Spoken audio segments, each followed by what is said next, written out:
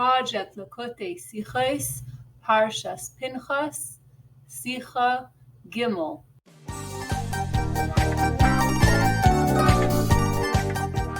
Between the 17th of Tammuz and the 9th of Av, the destruction of the Beis HaMikdash is what we think of.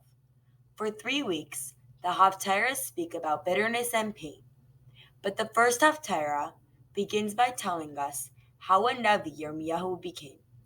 When Hashem told him to be a Navi for the nations, he didn't feel that he had the qualifications. But Hashem told him that the tools he was given, he had no reason to fear because he had the power to fulfill his mission. From Hashem and Yirmiyahu's conversation, every Yid could take a lesson. When Galus we are battling, and we don't know how we will survive, Hashem's words give us direction and help us thrive. When I had to yet form you in the womb, I knew you. Every Jew possesses an actual part of HaKadosh Baruch Hu.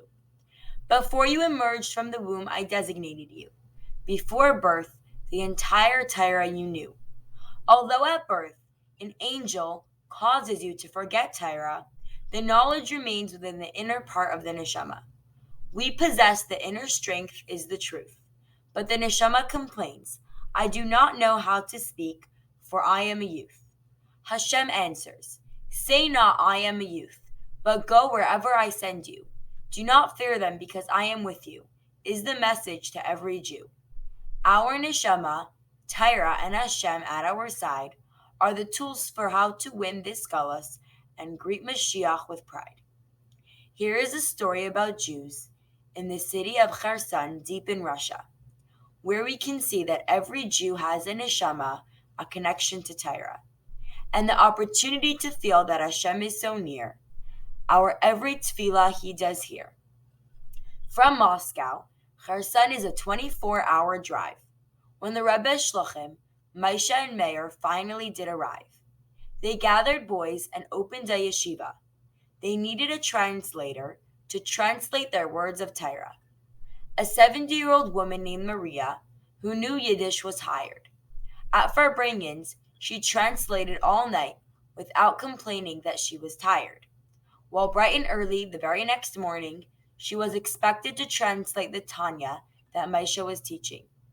Moshe said, in Tanya, chapter 2, we are taught that every Jew possesses a neshama that is an actual part of HaKadosh Baruch Hu.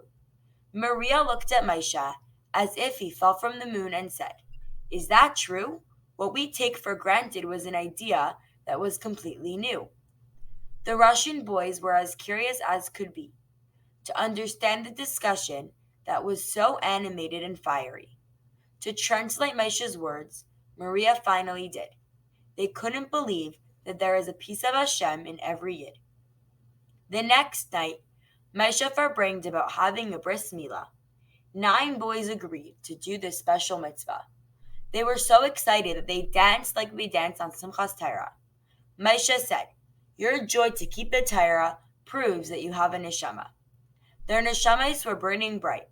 Therefore, they were happy to learn Torah day and night.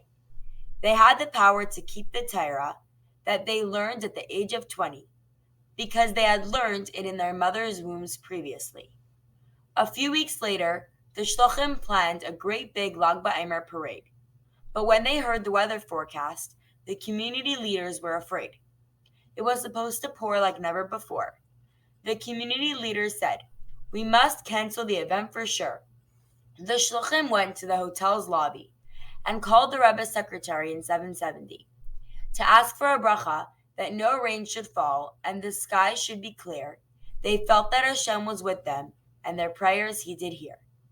When they woke up on Lag BaOmer morning, boy was it pouring.